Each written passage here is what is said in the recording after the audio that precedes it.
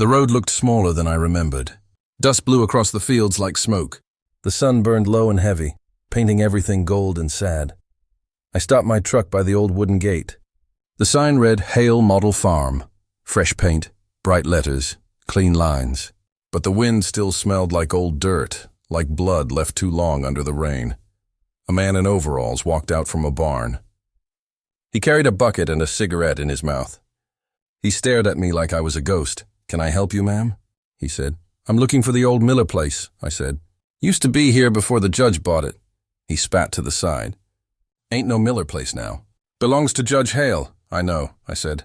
"It used to belong to my father." The man's eyes changed. He looked down at his boots. "Sorry, didn't know." I nodded. Most people don't. The barn door creaked behind him. Two more workers stepped out, whispering to each other. One pointed at me like he recognized something. "Judge don't like visitors," the man said, "especially before sundown." "I didn't come for the judge," I said. "I came for my father's grave," he frowned. "Grave? There's no grave here." I stepped closer. "There used to be. Near the old oak tree. I buried him myself," he shook his head fast. "No oak tree now. Judge cut it down when he built the new fence." I looked across the field. The fence stretched far, shining silver under the light. Beyond it I saw rows of new crops and white barns that didn't belong to my childhood. Everything looked neat, perfect, wrong. The man said again, "You should leave." I stared past him. "What happened to the well?" He hesitated. "Judge filled it. Said it was unsafe." My throat tightened. "There were bones in that well once." He blinked hard. "Lady, I don't know nothing about that." I sighed. "No one ever does." The wind picked up. Dust hit my face hot and dry. I felt sweat slide down my neck. The man lit another cigarette and looked at the sky. "Storm's coming," he said. "Bad one." "You best go before dark." I smiled, but it didn't reach my eyes. "Storms don't scare me. Not anymore." He nodded slowly. "Then it's ghosts you're after." "Maybe," I said. "Maybe ghosts are all that's left of this place." He looked uneasy. "What are you planning to do?" "Find what the judge buried," I said. "And dig it up." He dropped his cigarette. "Ma'am, don't. People who dig here don't sleep well." I looked straight at him. "I haven't slept well in 15 years. He took a step back, muttering something I couldn't hear. The other workers turned away, pretending to be busy. No one offered help. No one ever did. I walked past the gate. My boots sank into soft earth. The air felt thick, like it carried voices. I whispered, "I'm home, Papa." No answer. Only the sound of wind and the creak of the barn roof. The new church stood where our house used to be. White walls, clean bell tower, a perfect lie. The cross on top caught the dying light, and for a second it looked like fire. I walked closer. The door was locked, but the handle was warm, as if someone had just touched it. A woman's voice came from behind me. "You shouldn't be here," I turned. A tall young worker stood there, her eyes wide. "Judge Hale don't like strangers walking near the church." "I used to live here," I said. She swallowed hard. "Then you should know better."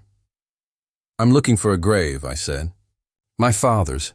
"There are no graves," she whispered. "Judge said this land was clean." "Then why does it still stink of death?" I asked. Her lips trembled. "Please go." "Before someone sees you," I almost laughed. "Someone already has." The wind howled through the fields, shaking the fence. She ran back toward the barn, shouting for the others. I stood there alone. The sky turned dark, heavy with storm. Lightning flashed in the distance. I closed my eyes. I could almost hear my father's voice again, soft, broken, saying my name. "Mara," it whispered in the wind. When I opened my eyes, I saw a shadow move near the church bell. Something, or someone, watching me. I took a deep breath and said, "I'm not leaving." The thunder answered me first. Then the church bell rang. Once, loud and clear, and I swear the sound came from under the ground. I stood at the gate, boots covered in dust. The farm looked bigger than before. Clean fences, new paint, same dirt underneath. A man came out of the White House, tall, neat, his coat too fine for this heat. He smiled like a preacher on Sunday. "Miss Ellison," he said. "It's been years," I nodded. "You remember me, Judge Hale?" He laughed. "Of course. I remember your father, a hard worker." "Good man." His hand reached out. I shook it. His skin was cold, soft like paper. You built something nice here, I said. He looked proud. This land needed order. We made it useful again. My eyes went to the well behind the barn. The same one my father fixed before he died. You kept the old well, I said. The judge's smile faded. His hand trembled. Just a second. Then he cleared his throat. Yes, tradition. The workers use it. Clara Hale came to the porch. A thin woman with tired eyes. She wore a white dress and a look that didn't fit her face. Raymond, she called softly. You didn't tell me we had a guest. He looked at her. This is Mara Ellison. Her father worked here long ago, Clara froze. Her hand tightened on the rail. I remember, she whispered. He was kind to the children. I stepped closer. You have children now? She shook her head fast. No, not anymore. The wind blew. The sound of the barn doors creaked. The smell of dry hay and something else, old, sour. The judge said, Come inside, Miss Ellison. The sun is cruel today. I followed them through the hall. The house smelled like lemon polish and secrets. Pictures hung on the wall, the judge shaking hands with mayors, soldiers, men in suits. My father wasn't in any of them. Would you like tea? Clara asked. Yes, thank you, I said. My voice sounded calm, but my stomach burned. The judge sat behind a big desk. Papers, ledgers, a silver pen shining in the light. So, he said, smiling again, you came home after all this time. What brings you back? I came to see where my father worked, I said. To see the place he loved. The judge nodded slowly. He was loyal. Died too soon. My fingers gripped the cup. He didn't die here, right? Silence, then a small cough. No, he said. Heart gave out, if I remember right. Clara's spoon hit the saucer too hard. Tea spilled over her hand. I'm sorry, she said, eyes wide. You okay, ma'am? I asked. She nodded, but her hand shook. I just remembered something, she whispered. The judge looked angry now. Clara, please. I smiled, pretending. You must miss him too, Judge. My father spoke well of you. He leaned back. Did he now? I doubt he had much time to talk near the end. I met his eyes. Maybe more than you think. His lips tightened. He stood. If you want to see the farm, Sam can show you around. I have work. Sam? I asked. Samuel Price? Yes, still runs the field. My chest hurt a little. Sam was my friend once. The one who promised to look after my father. Clara touched my arm before I left. Her skin felt cold. Don't stay after dark, she whispered. I turned to her. Why not? Her mouth moved like she wanted to speak, but no words came out. The judge called from the study. Clara! She stepped back fast. Enjoy your visit, she said. Outside, the sky turned orange. Sam waited by the barn. He waved, but his face looked older, hard. Didn't think I'd see you again, he said. I didn't think I'd come back, I answered. He looked toward the well. Still curious, huh? I just want the truth, I said. He sighed. Then don't ask the judge. He's got clean hands but dirty ground. I frowned. What's that mean? Sam shook his head. Some dirt never washes off. I looked at the house again. The windows glowed gold in the sunset. The judge stood behind one of them, watching us. Tell me something, I said quietly. Was my father scared before he died?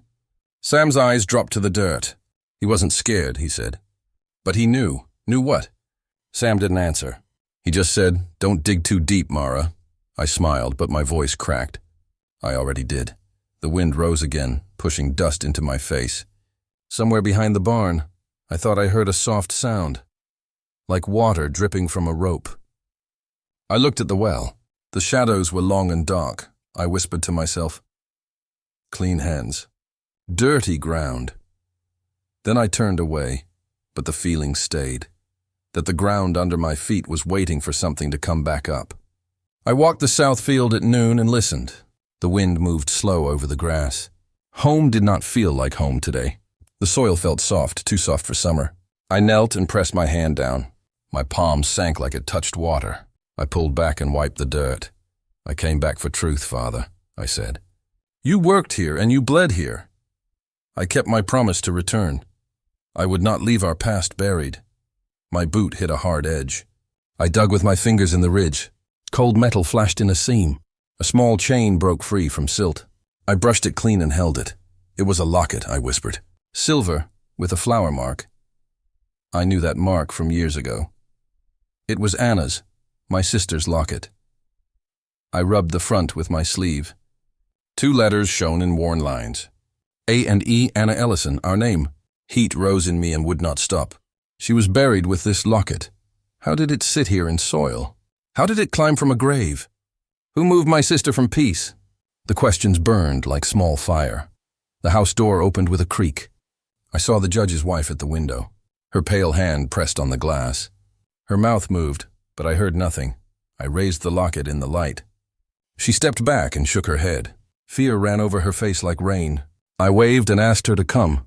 She closed the curtain and vanished. I walked to the porch in anger. I knocked once and then again. The door stayed shut, firm and cold. "Mrs. Hale, please," I called out. "I found something in your field." No answer came from the house. The judge's boots thumped once above. I turned away before rage broke me. I went back to the field row. The sky dimmed with a thin cloud. I opened the locket with a nail. A tiny photo smiled up at me. "I missed you, Anna," I said. "I kept your letter in my coat. I heard your voice in every storm. Help me be brave this time." Steps crunched behind me on gravel. I closed the locket and stood up. Sam waited near the old wheelbarrow. He looked worn and would not meet me. "What did you find?" he asked. "Only weeds and a lost thing," I said. He pointed at the chain in dirt. "That is not lost. That is proof. Leave, Mara. Go before dark." I came for answers, not fear. Tell me why the soil felt soft. Tell me why children never played here. Tell me why my father never returned. "The judge will not allow talk," he said. "The sheriff already warned the town. Silence keeps us safe and paid.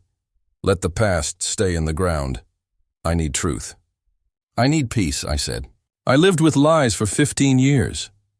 I dreamed of a well in chains. Today I touched that dream." Sam rubbed his jaw and sighed. "I remember your father," he said. "He fought for the small and poor. He feared the dark under boards. What is under these boards now?" "What did the judge make you do? Did you bury more than weeds?" Sam stared down and said nothing. He stepped back and raised his hands. "I can't," he said. "Not here. The walls hear and voices travel. Go to town before night falls. Take that locket away from me." He left as quick as he came. Dust closed behind his boots. I stood alone with wind and chain. Shadows long as ropes crossed the field. I pocketed the locket and walked home. The floor of my room creaked slow. I set the locket on the table. Rain began to tap the roof seam. The church bell rang once in wind. My hands still shook from the field. Night fell like a heavy coat. I lay down and watched the dark. I listened for the farm at rest. Silence came and then broke open. A chain rasped under the floorboards. "Who is there?" I whispered once. The sound came slow and steady. It moved from wall to bed. It paused under me and waited. "I am not a child now," I said. "Show me your truth or go." The chain scraped closer and stopped. A cold echo rose through the slats. I clutched the locket and waited. The sound faded back to the wall. It climbed to the door and died. The house grew still in the rain. I lay awake till the gray dawn. I needed courage to stand alone. I knew the graves would not sleep. I reached the well before sunrise. My boots sank in dust. I gripped my shovel tight. I whispered, "Home, give me truth." Stone scraped under my blade. A loose rock rolled aside. I heard water far below. "Father, guide my hands," I said. Footsteps came from the road. I did not look up. A voice I knew shook. "Mara, stop. Don't dig here." I kept digging anyway. He came close and sighed. "Please," he said. "The past sleeps here." I met his eyes. "The past never slept," I said. "It only hid." Sam looked older and hard. His eyes carried long nights. He held a coil of rope. "I need answers," I said. "I need my father back." Sam rubbed dirt on his palms. "You need peace," he said. "This place eats peace." "The judge built this farm," I said. "He promised law and work." Sam stared at the church. "He paid with silence," he said. I set the shovel again. Stone clinked against stone. I pried up a flat slab. "Mara, I beg you," he said. "Walk away with me." I shook my head once. I returned for truth. Sam's shoulders sagged low. I knelt near the rim. My hands felt numb. I pulled another stone free. "Help me," I said. "Or move aside," Sam cursed under his breath. He grabbed the shovel hard. "1 minute," he said. "Then we stop." I watched him work in silence.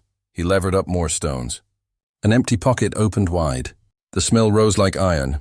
I reached into the hollow. My fingers brushed something small. It felt like dry sticks. "Light," I whispered. "I need light." Sam struck a match quickly. The flame shook in wind. I saw pale curves below. "Bones," I said. Sam blew out the match. "We're done," he said. "Put the stones back." I clutched the rim tight. "Whose are they?" I asked. "Girls," he answered slowly. 6 girls from town. I stared at him hard. "Say their names," I said. He shook his head. "I never learned names," he said. "The judge told me not." I tasted anger like smoke. "He used law to hide. The sheriff helped him," he said. "We all helped him." My voice broke then. "You helped bury children?" Sam's face cracked. "I covered the hole," he said. I was young and scared. I wanted to hit him. Instead, I whispered, "Why me?" "Your father found this place," he said. "He brought me here shaking." His voice thinned to thread. "He said we must tell." "What happened then?" I asked. Sam stared at the church. "The judge came that night," he said. "The sheriff came with him." "Did father speak?" I asked. Sam nodded, eyes wet. "He asked for justice," he said. "He asked for peace and truth." "They laughed at him," Sam said. "They called him trouble." "Where did they take him?" I asked. Sam's mouth formed a prayer. "They took him to the barn," he said. "I followed from the trees." His hands began to shake. I heard a hard crack. I felt the world tilt. "They killed him," I said. Sam wiped his face slowly. "They called it accident," he said. I lay my head on stone. The well breathed cold air. 6 girls, I said. "And my father too." Sam knelt beside me. "I am sorry," he said. I paid with silence. "Now you pay with truth," I said. He nodded at the hole. "We lift them out," I said.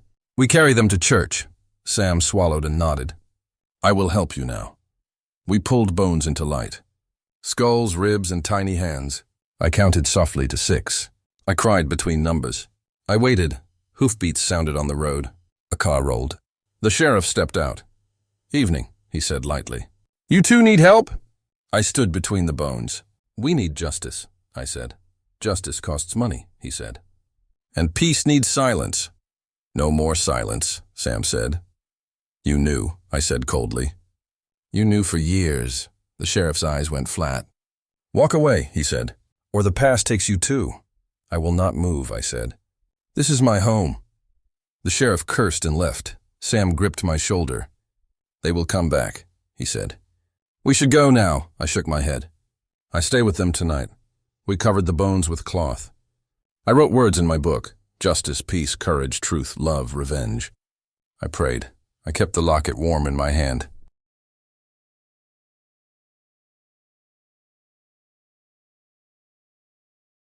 I walked into the old church with shaking hands. The door made a long cry as I pushed it open. Inside, the air smelled like dust and rain. Candles burned low. Reverend Cole sat near the altar, his white hair glowing in the dim light. "Reverend," I said softly. "It's me, Mara Ellison." He looked up slow, like he had been waiting for me all these years. His eyes were tired, heavy, full of smoke from too many sins. "I know who you are," he said. "You look like your father." "He came here once too, before—" His voice broke. "Before what?" I asked. He didn't answer right away. He looked toward the window, where the wind hit the glass like a hand begging to get in. "You shouldn't have come back," he said. "The judge doesn't like open graves." I stepped closer. "I found the graves, Reverend." 6 girls. "And I found my sister's locket too." "Tell me what happened." He shook his head. "You don't want to carry that truth." "I already carry it," I said. "Every day," he sighed long and deep. Then he opened a drawer in the old table beside him. From it, he pulled a bundle of letters, tied together with a red ribbon. The paper looked yellow, old and broken at the edges. "What are those?" I asked. "Confessions," he said. "Letters from the families, mothers, brothers, people who lost those girls. They wrote to me. They begged for mercy, for answers. But the judge paid them to stay quiet." "Paid them?" I whispered. "Money for silence?" He nodded. "Blood money." "He promised them justice." He gave them fear instead. I reached out and took the letters. They were light in my hands but felt heavy in my heart. Why didn't you stop him? Reverend Cole looked at me, eyes wet. I was a coward, he said. The judge built a church on their graves. He called it holy. I called it sin. Thunder cracked outside. Rain hit the roof hard. I opened the first letter. The ink had bled from years of tears. It said, my daughter was only 16. She went to the farm for work. They said she stole. The judge said hanging was the law. I covered my mouth. My breath came out in small gasps. I read another. He told us the girls confessed, but I saw her hands. Her nails were gone. I felt my stomach twist. My father's name appeared in the next letter. My eyes stopped on it. Ellison said he would speak. He said he had proof. They will come for him too. My throat burned. He knew, I said. My father knew, the Reverend nodded slowly. He tried to fight. He tried to bring it to the sheriff, but they buried him under lies. I buried the rest. I dropped the letters on the table. You buried them alive in silence, I said. And you let that man live like a saint. He stood up fast, his voice sharp. You think I sleep? You think I don't hear them at night? The crying, the wind, the chains. I stared at him. His face looked broken, his voice cracked with guilt.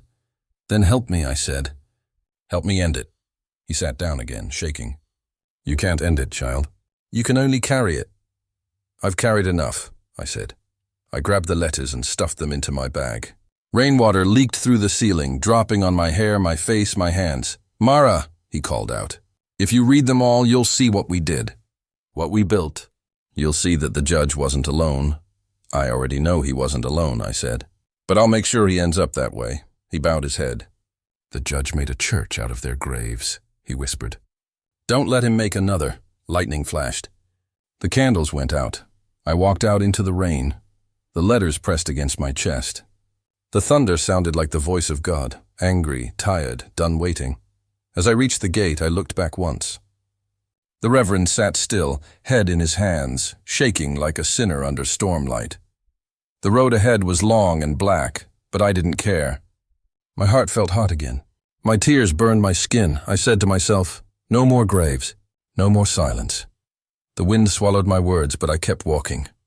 Ethan met me at the diner booth. He smirked. I came from the city for this? It is not gossip. It is truth. Show me, Mara. I need more than grief. I slid the letters across the table. He skimmed the first page, still cocky. Then he stopped. His face went flat.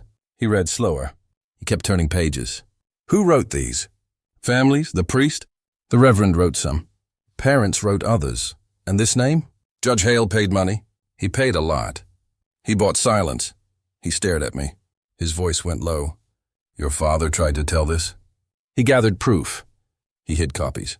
Why did no one help him? Fear. Debt. The town ate fear. Ethan tapped the letters, thinking hard.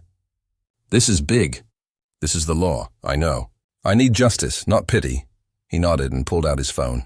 We publish tomorrow. We show the truth. Use their words. Keep my voice clear. I will protect you. I promise, Mara. Promises broke before. Keep this one.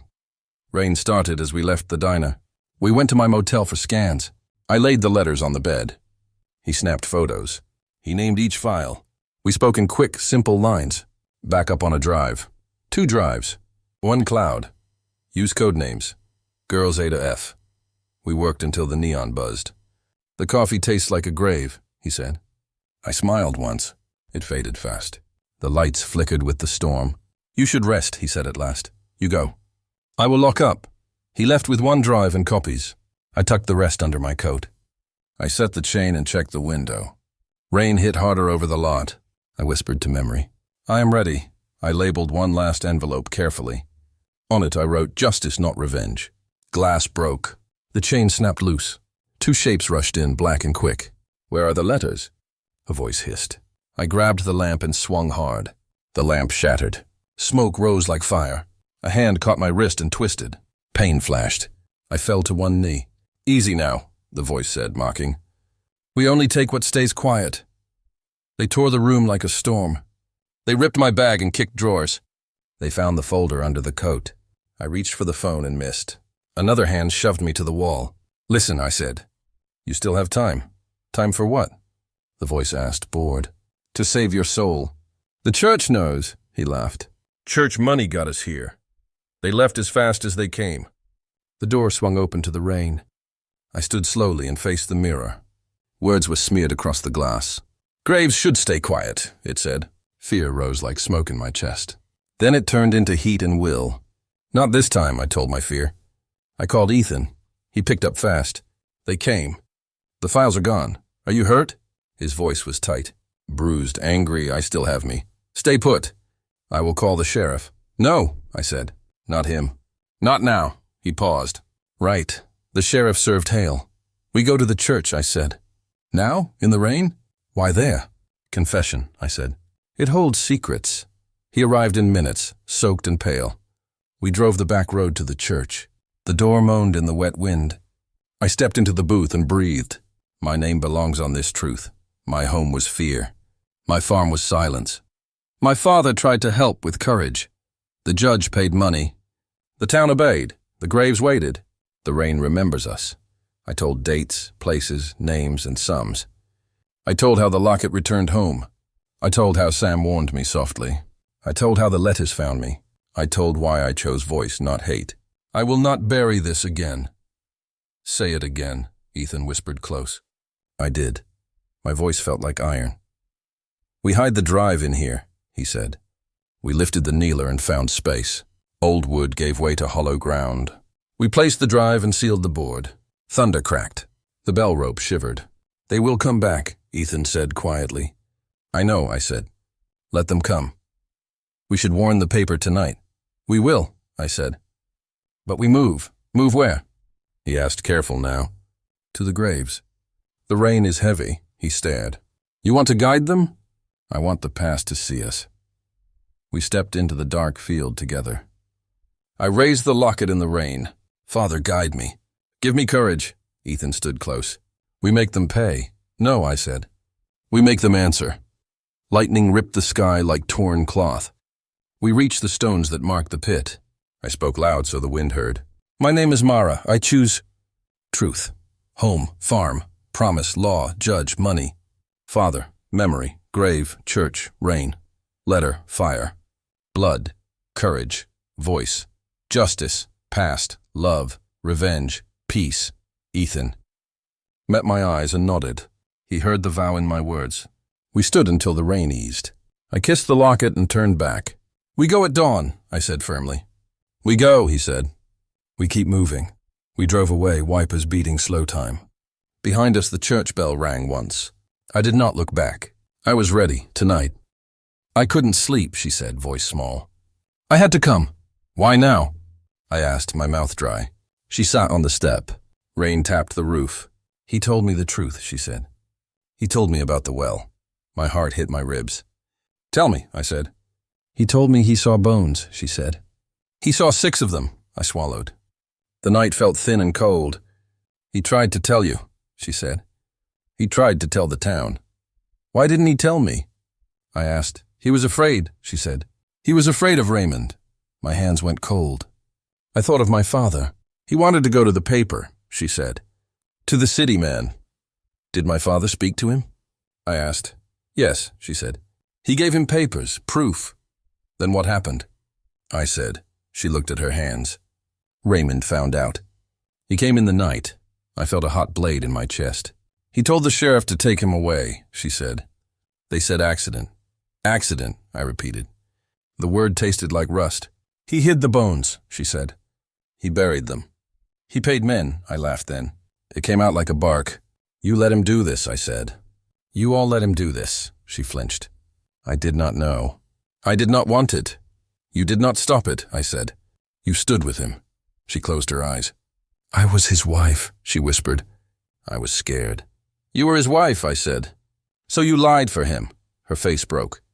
I am sorry, she said. I am so sorry. Sorry won't bring them back, I said. Sorry won't bring him back. She leaned forward. Please, she said. I beg you. Do not burn the chapel. I shook my head. You ask me to leave the truth. She clutched my sleeve. Think of the children. Think of our name. Our name, I echoed. What name? A name built on graves? Tears came quick. I wanted a family, she said. I wanted peace. You had peace, I said, at their cost. She looked at the dark line of the chapel on the hill. Please, she said, let me die with him. Keep my shame. Would you keep my father's grave? I asked. Keep the 6 graves? She could not answer. I stood up. Rain hit my face. It felt like truth. I will call the press, I said. I will call the sheriff. No, she cried. Raymond will destroy you. I am done with fear now, I said. He killed my father. He killed 6 girls. She sobbed, soft and small. Wait, she said. There are papers. In the old chest. In the chest? I asked. Yes, she said. He kept them. I hid them. Why now? I asked. Because I could not sleep, she said. Because my nights turned to stone. She gave me a key with hands that shook. Take them, she said. Tell the truth. I put the key in my pocket. My heart sped up. Will you come with me? I asked. She looked away. I cannot, she said. I have children. They need a mother. Your children, I said. What will you tell them? I will tell them I loved them, she said. I will tell them I was weak. You will tell them you let people die, I said. I know, she said. I know. I walked up the hill. The chapel looked small in the rain. I found the chest under the altar. It stuck. I pulled hard. The lid broke with a sound like old bones. Inside were folders, old letters, and a ledger. My hands shook when I touched them. Proof lived there. I read the names. My father's name. 6 others. My throat closed. I kept reading. By dawn I had burned 1 copy in the stove. I set the rest in a sack. I walked to the gate.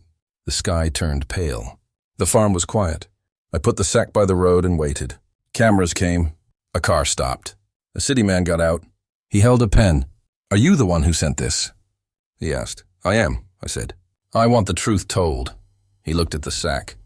He read fast. This will break the town, he said. They will call the judge. Good, I said. Let them call him. By noon, the chapel burned. I drove back and poured oil. I watched flames eat the wood. They rose like a voice. I called the sheriff and the press. I stood there and watched. Smoke rolled up. The sky turned black above the hill. When the judge saw the smoke, he came running. He screamed and pled, and I watched him burn. Men shouted. Cameras filmed. The truth was loud. I did not feel joy. I felt a deep, empty heat. I had action. They chained the judge a week later. I still woke at night, and Anna's locket felt cold. But I had done it. The rains came the next week. I watched the ground drink. I left a bouquet on the hill. I said their names out loud. I let the wind take them. The courthouse was full of noise. Reporters shouted. Cameras flashed. I sat on the back bench, my hands cold and tight around my sister's locket. The judge sat in front of me, his head low. He looked smaller now, older. His fine coat was wrinkled. His smile was gone. The sheriff read the charges. 6 counts of murder. 1 count of cover-up. The judge said nothing. His wife cried out, her body shaking. He only tried to help them, she screamed. The sound hit me like a stone. I stood up. Help them, I said. He buried them under his church. The room went still. Every face turned toward me.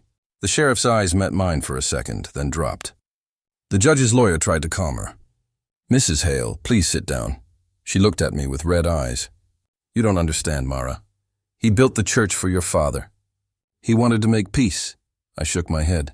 He killed peace. My father died because he found the truth, the reporters whispered, writing fast. The judge lifted his eyes. Your father was a good man, he said slowly. But he should have stayed quiet. My breath stopped. I felt heat rise in my face. Quiet, I said. You mean dead, he gave a weak smile. Some things are better buried. The guards took him away.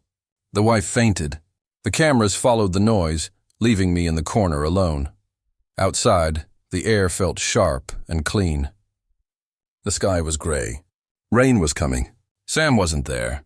He had left town the night before. Ethan told me he saw him packing a truck heading west.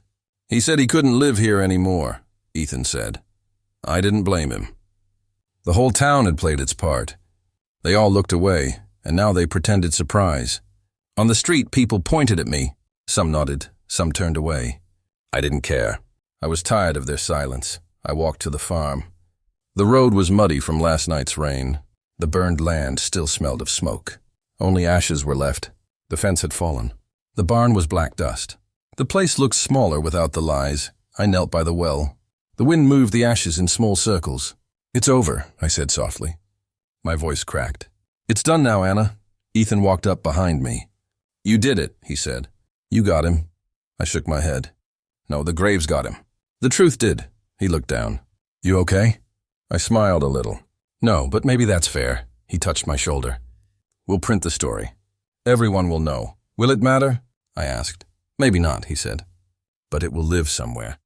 "That counts." I opened my hand and looked at the silver locket.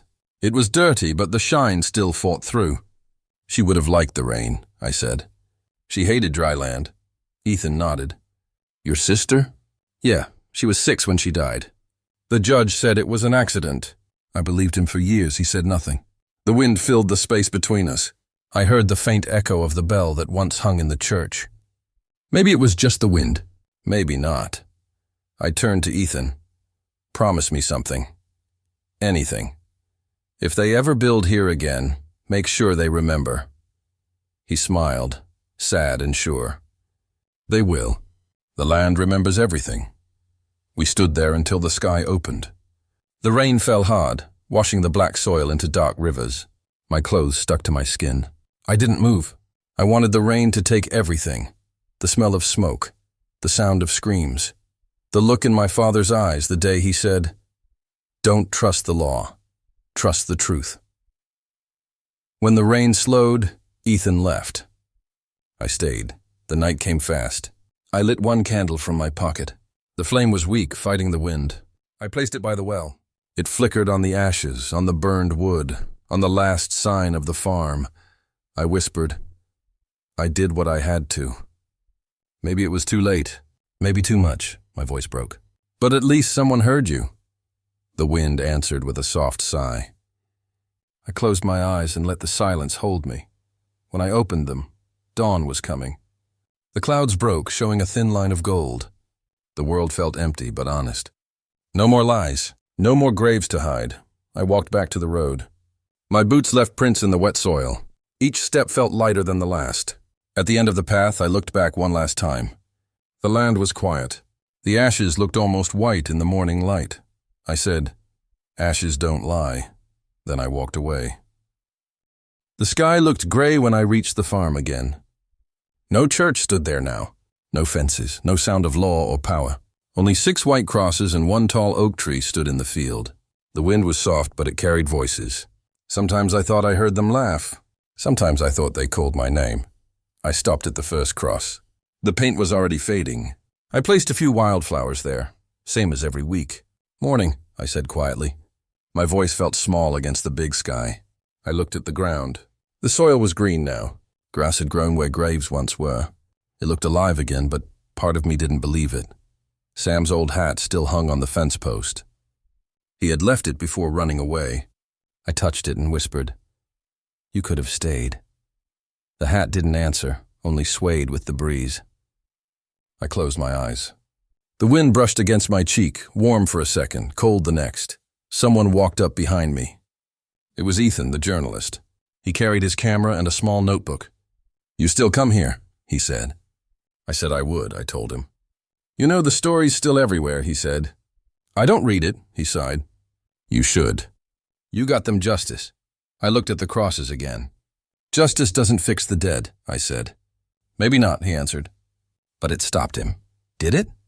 I asked. "He died in a cell, not in that fire." "He never said sorry." Ethan's face turned quiet. "You did what the law couldn't," he said. "I did what the law refused," I corrected. He nodded slowly. "Same thing, maybe." We walked to the oak tree. It stood taller than before, its leaves wide and green. "You planted this?" he asked. "No," I said. "The ground did." He smiled a little. "The land remembers." His words made me freeze. That sentence, I'd said it first, the day I burned the church. Now it sounded softer, almost kind. "The land remembers," I repeated. "So do I." He took a photo of the tree. I told him not to. "It's not for the paper," he said. "Just for you." I let him keep it. The camera clicked again. That small sound felt like a heartbeat. We sat on the old stone wall. Ethan handed me his notebook. On the first page, he'd written, "Names of the Forgotten." 6 names, all from the letters the Reverend gave me. He had underlined each one. "You wrote them down," I said. "Someone has to remember." I smiled a little. "Good. Then we're both doing the same work." The clouds broke for a second. A beam of sunlight touched the oak leaves, bright and gold. The wind changed. I heard it again, the soft laughter. It wasn't scary this time. It was like they were free, like they could finally play. I smiled at the sound. Ethan didn't hear it. He asked, "What's funny?" "Nothing," I said. "Just the wind." He looked at the crosses once more. "What will you do now?" he asked. "I don't know," I said. "Maybe go back to teaching. Maybe move. Will you write about this?" "I already did," I said. "Every word is here." I touched my chest. He smiled sadly.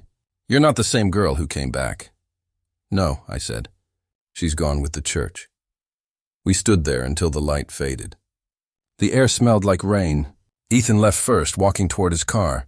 He waved once before driving off. The dust rose behind him and then fell quiet again. I stayed longer. The wind circled around me, gentle, calm. I whispered to the graves, "It's over now." But in my heart I knew it wasn't. Grief doesn't die. It just sleeps. Still, I felt peace in that moment. Not because I forgave the judge, but because the ground forgave itself. The oak leaves rustled above me. Something small fell into my hand, a single leaf, golden brown. I looked at it and smiled. "Thank you," I whispered. I pressed the leaf inside my notebook. Then I turned and walked away. The wind followed me for a few steps. It sounded like soft laughter again. 6 voices, free at last. When I reached the gate, I looked back. The crosses shone white under the last bit of sun. I said the words one last time. The land remembers. The rain came slow that morning. Soft, cold, kind. I packed my small bag and watched the drops slide off the window. Everything outside smelled new.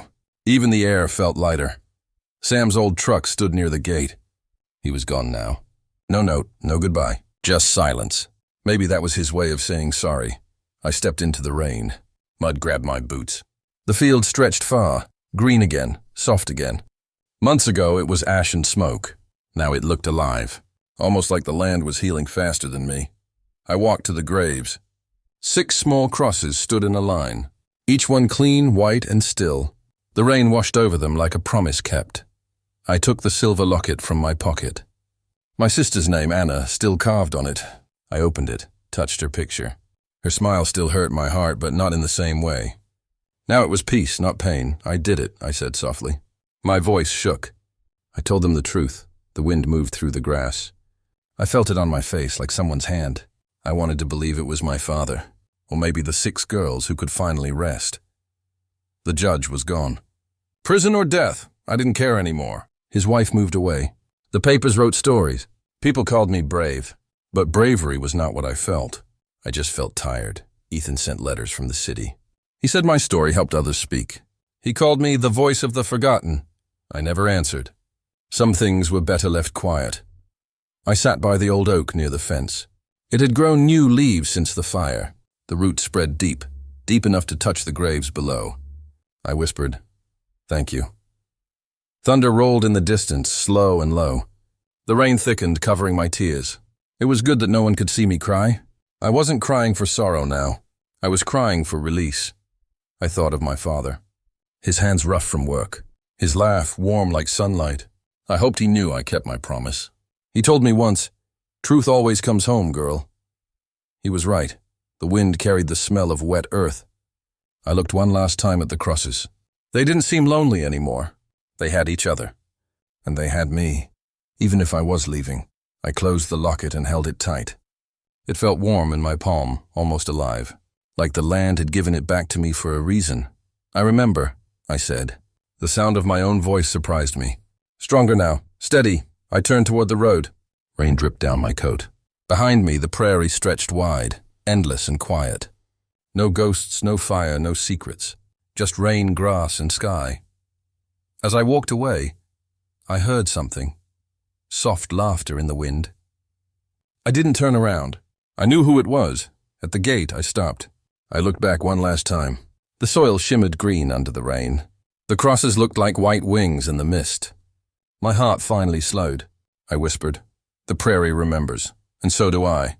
Then I walked on, not to escape, but to live. Every step felt lighter than the last. The rain followed me, gentle, forgiving, alive. And behind me the land stayed silent, but not forgotten.